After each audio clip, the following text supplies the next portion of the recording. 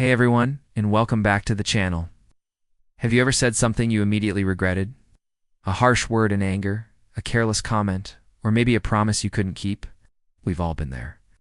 But have you ever stopped to think about the real power of the words we use every single day?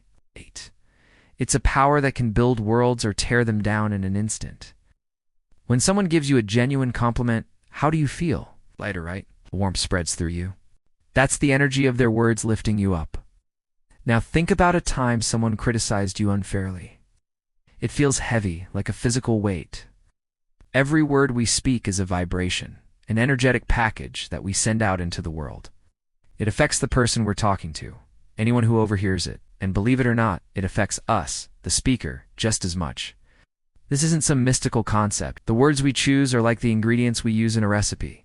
If you use stale, negative, and bitter ones, the result is something that's hard to swallow. The energy is tangible. We often underestimate this, forgetting that each one leaves a mark. It's an energetic imprint on the fabric of our reality. So the first step to becoming a more mindful communicator is simply to recognize this fact. Your words are not empty. They are powerful forces. Here's a tough pill to swallow. Once a word is spoken, it can never be truly taken back. You can apologize. You can try to explain. But you can't erase the moment it was heard. The memory of that word and the feeling it created will always exist. I remember being in middle school and a classmate made a joke about my glasses in front of a group of people. It was a throwaway comment for them, forgotten in a second. But for me, I remember it vividly to this day. It wasn't a big deal in the grand scheme of things, but it stuck. It became a tiny little seed of self-consciousness. Now, imagine the impact of more serious words that question someone's ability, their worth, or their character. These words can echo in a person's mind for years, even a lifetime. We've all heard the saying, "Sticks and stones may break my bones, but words will never hurt me." Honestly, I think that's one of the biggest lies we're ever told. Broken bones heal, scrapes and bruises fade. But a wound inflicted by a word can fester in the heart and mind forever. Before you speak, especially in a moment of frustration or anger, take a breath. Ask yourself, is this true? Is this necessary? Because once that word leaves your lips, it's out there. It becomes a part of your history and a part of someone else's. You can't unring a bell, and you can't unspeak a word. The answer is simple. Speak to inspire, not to destroy. We have a choice in every conversation. Or we can be a critic, a demolisher of confidence, someone who focuses on flaws and weaknesses. It's so easy to tear something down. It takes no real skill to point out what's wrong with a person or an idea, but to build someone up? To use your words to give someone the courage to try something new, to comfort them when they're down. Think about the people who have had the most positive impact on your life. Chances are, a huge part of their impact came from their words. They were the ones who told you. They were the ones who said, "I'm proud of you," when you succeeded. Their words were like fuel for your soul. We all have the ability to be that person for someone else. A simple, "I believe in you," can literally change the course of someone's day, or even their life. Let's make a conscious effort to use our verbal power for good. Compliment someone's effort, not just their results. Thank people sincerely. Be the person whose words are a gift, not a weapon.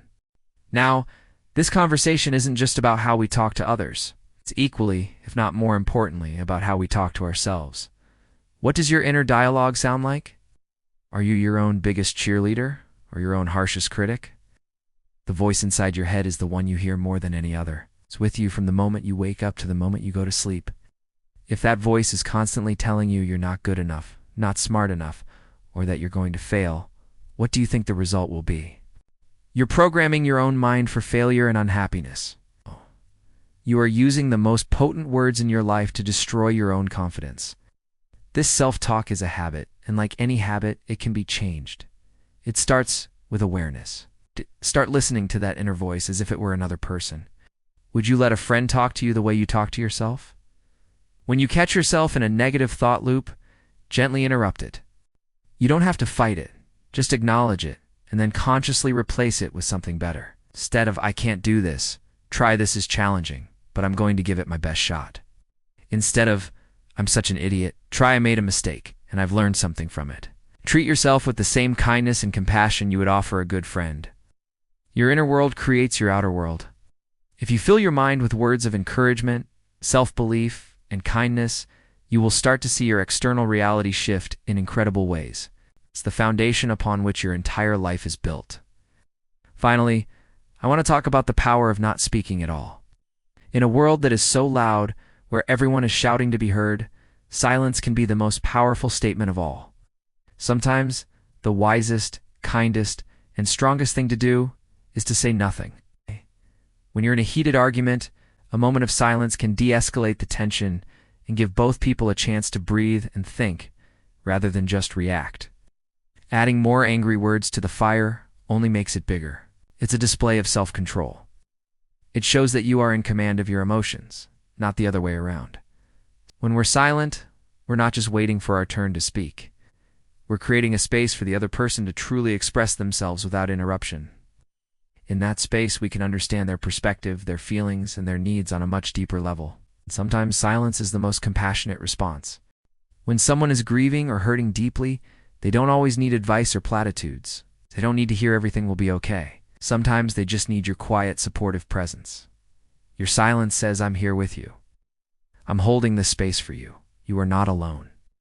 Knowing when to speak and when to be silent is a true art form. It requires wisdom, empathy, and a deep understanding of the power that both our words and our silence hold. Let's become more mindful of the words we use with others and with ourselves. Let's remember that our words carry energy, that they can't be unspoken, and that we have the choice to use them to inspire and build up.